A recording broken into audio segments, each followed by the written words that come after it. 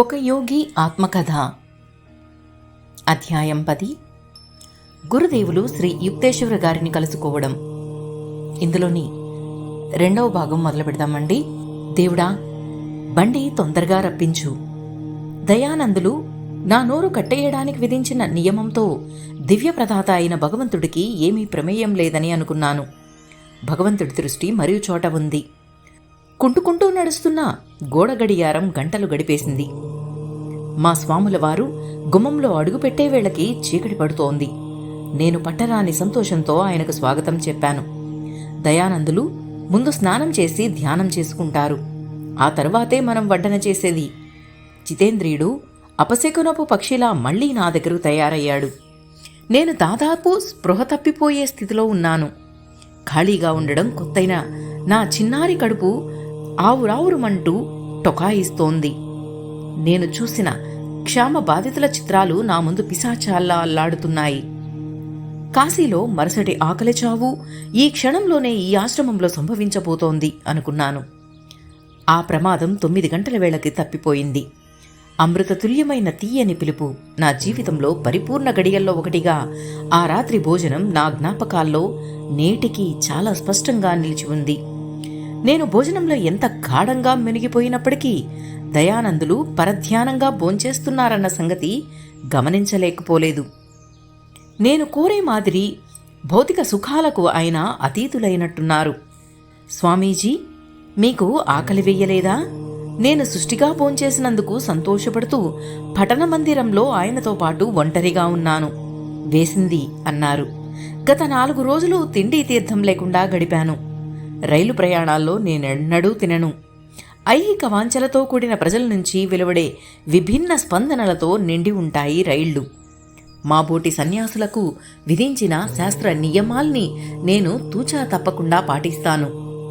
వ్యవస్థాపరమైన పనికి సంబంధించిన సమస్యలు కొన్ని నా మనస్సులో ఉన్నాయి. అంచేత ఈ రాత్రి భోజనం మీద మనస్సు పెట్టలేదు. తొందరేముంది, రేపు గుర్తుపెట్టుకుని సరిగ్గా భోంచేస్తాలే అంటూ ఉల్లాసంగా నవ్వారాయన. ఉక్కిరిబిక్కిరి చేస్తున్నట్లుగా నాలో లజ్జ వ్యాపించింది. కాని గడిచిన రోజంతా నేను అనుభవించిన హింస అంత సులువుగా మరచిపోలేకపోయాను. నేను మరో ప్రశ్న అడగడానికి పూనుకున్నాను. స్వామీజీ, మీ ఆదేశం నాకు గందరగోళం కలిగిస్తోంది. అన్నం పెట్టమని నేను ఎన్నడూ అడగననుకోండి, నాకెవరూ ఏం పెట్టరనుకోండి, నేను ఆకలితో మాడి చావవలసిందే. అయితే చావు. ఈ భయంకరమైన సలహా గాలిని చీల్చుకుంటూ వినవచ్చింది. చావవలసే ఉంటే చావు ముకుందా. దైవబలం వల్లనే కాని తిండి బలం వల్ల బతుకుతానని ఎన్నడూ నమ్మకు. పుష్టినిచ్చే పదార్థాలన్నీ సృష్టించినవాడు ఆయన. ఆకలి పుట్టించినవాడు ఆయన. తన భక్తుడి పాలనా పోషణ ఆయనకు తప్పకుండా చూసుకుంటాడు. అన్నం నిన్ను బతికిస్తోందని కాని, డబ్బు పోషిస్తోందని కాని, మనుషులు పోషిస్తారని కాని అనుకోకు. ఆ ప్రభువు నీ ఊపిరి కాస్తా లాగేస్తే అవేమన్నా నీకు సహాయపడతాయా? అవి కేవలం ఆయన ఉపకరణాలు మాత్రమే.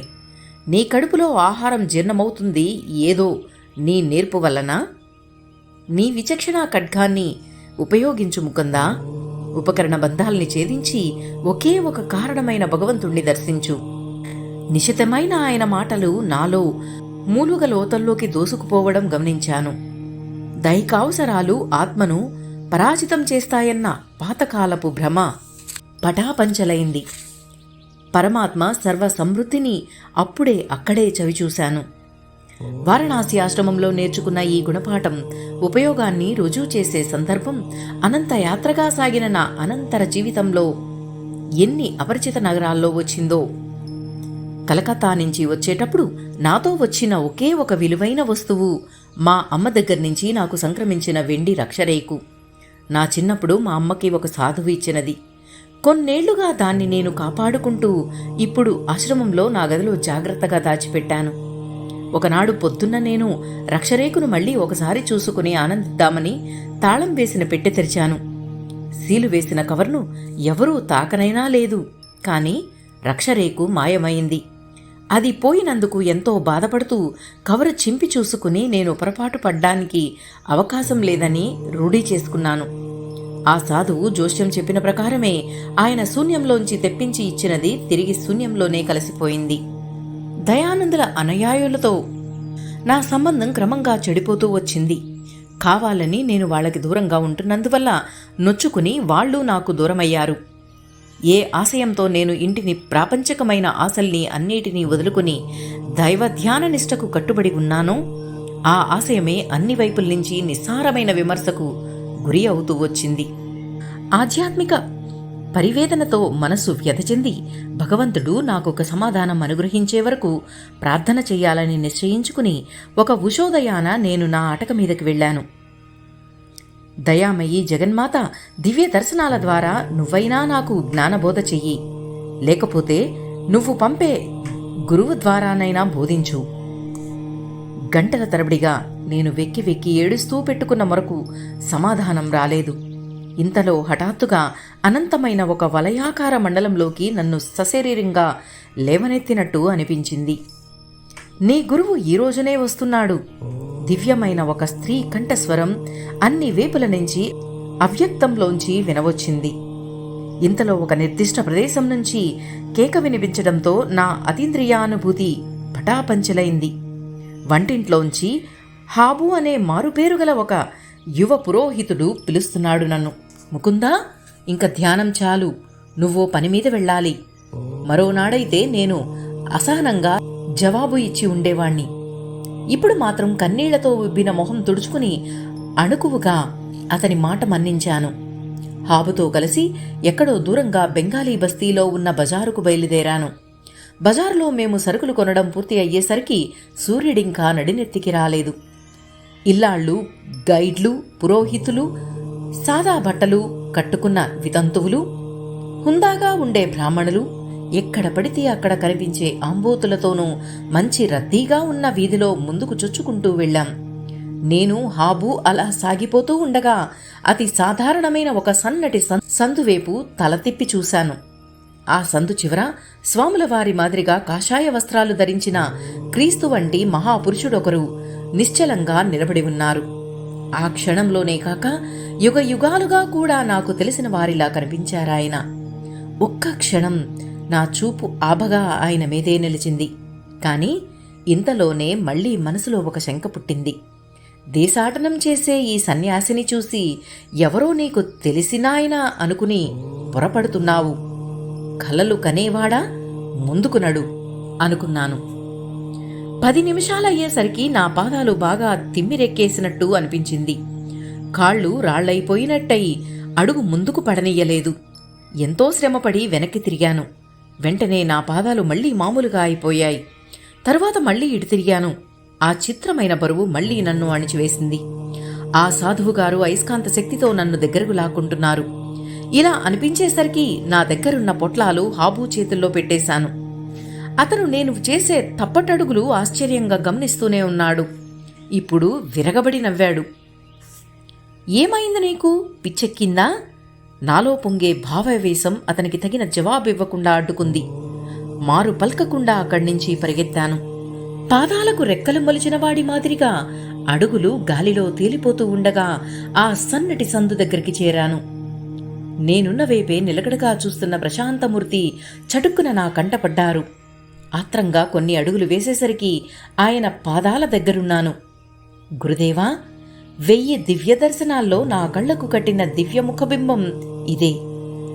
కొనదేరిన గడ్డంతో గిరిజాల జుట్టుతో సింహాన్ని తలపించే తల, శుభదృష్టి ప్రసరించే ఈ కళ్ళు. రాత్రివేళ్లల్లో నేను అస్తవ్యస్తమైన ఆలోచనలతో విషాదంలో మునిగి ఉన్నప్పుడు నా వేపు గుచ్చిగుచ్చి చూస్తుండేవి. వాటిలో నాకు పూర్తిగా అర్థం కాని ఆశాభావమేదో ఒడగడుతూ ఉండేది. నా తండ్రి, వచ్చేశావా అంటూ గురుదేవులు ఆనందంతో తబ్బిబ్బయి వణుకుతున్న గొంతుతో బెంగాలీ భాషలో మళ్లీ మళ్లీ అన్నారు. ఇన్నేళ్లు కాచుకుని ఉన్నాను బాబూ నీకోసం. మేమిద్దరం మౌనంలో ఐక్యమయ్యాం. మాటలు బొత్తిగా అనవసరమనిపించాయి. అనర్ఘళ వాక్ప్రవాహం నిశ్శబ్ద సంగీతంలో గురువు హృదయం నుంచి నేరుగా శిష్యుడిలోకి ప్రవేశించింది. నా గురుదేవులు దైవ సాక్షాత్కారం పొందిన వారిని నన్ను వారు దైవ సన్నిధికి చేరుస్తారని నిరాపేక్షమైన అంతర్దృష్టి వల్ల తెలుసుకున్నాను. ఈ జీవితంలో అలుముకున్న చీకటి గత జన్మల జ్ఞాపకాలనే చిరు పొద్దు పొడుపుతో అదృశ్యమైపోయింది. నాటకీయ కాలం చక్రగతిలో అవృతమయ్యే గతం, వర్తమానం, భవిష్యత్తులు, ఆ కాల నాటక దృశ్యాలు. ఈ పవిత్ర పాద సన్నిధిలో నన్ను గమనించిన తొలి రోజు ఇది కాదు. పొడుగ్గా నిటారుగా ఉన్న ఆయనకి అప్పటికి 55 ఏళ్లున్నప్పటికీ యువకుడిలా మంచి చురుగ్గా సత్తువతో ఉన్నారు. ఆయన కళ్ళు నల్లగా, విశాలంగా, ప్రగాఢమైన జ్ఞానంతో నిండి అందంగా ఉన్నాయి. కొద్దిగా వంకులు తిరిగిన చుట్టూ ఆయన ముఖ గంభీర్యానికి మార్ధవం చేకూర్చింది.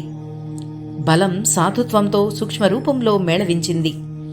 గంగకు ఎదురుగా ఉన్న ఆ ఇంటి రాతి బాల్కనీలోకి మేము వెళుతూ ఉండగా ఆయన ఆప్యాయంగా ఇలా అన్నారు: నా ఆశ్రమాలు, నా సర్వస్వము నీకిచ్చేస్తాను.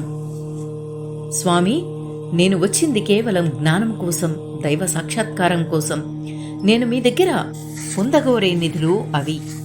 మా గురుదేవులు మళ్లీ మాట్లాడేలోగా భారతదేశ సాయం సంధ్య చటుక్కున అరతెరచార్చింది. ఆయన కళ్లలో లోతు అందని ఆర్ద్రత నిండి ఉంది. నీకు బేషరతుగా నా ప్రేమ అందిస్తాను. అమూల్యమైన వాక్కులు, ఆయన ప్రేమకు రుజువు మళ్లీ నా చెవిన పడ్డడానికి తర్వాత 15 శతాబ్ది పట్టింది. ఆయన పెదవులు భావోద్రేకాన్ని ఎరగవు. మహాసముద్రం లాంటి ఆయన హృదయానికి ఒప్పనిది మౌనమే. నువ్వు కూడా అలాగే బేషరతుగా నాకు ప్రేమ అందిస్తావా? శిశు సహజమైన నమ్మకం నింపుకున్న కళ్లతో ఆయన నాకేసి చూశారు. గురుదేవా, మిమ్మల్ని అనంతకాలం శాశ్వతంగా ప్రేమిస్తాను. ఒకసారి శ్రీ శ్రీ పరమహంస యోగానంద గారిని మనస్ఫూర్తిగా మనసులో తలుచుకుంటూ ఈ అధ్యాయం అనగా అధ్యాయం 10 గురుదేవులు శ్రీ యుక్తేశ్వర గారిని కలుసుకోవడం 2వ భాగం ఇంతటితో ముగిద్దామండి. ఈ వీడియో కనుక మీకు నచ్చినట్లయితే ప్లీజ్ లైక్ చేయండి, షేర్ చేయండి. సబ్స్క్రైబ్ చేయని వారు ప్లీజ్ సబ్స్క్రైబ్ చేయండి. పక్కనే ఉన్న బెల్ ఐకాన్ ప్రెస్ చేయండి. థ్యాంక్ యూ అండి. మీ సరిత.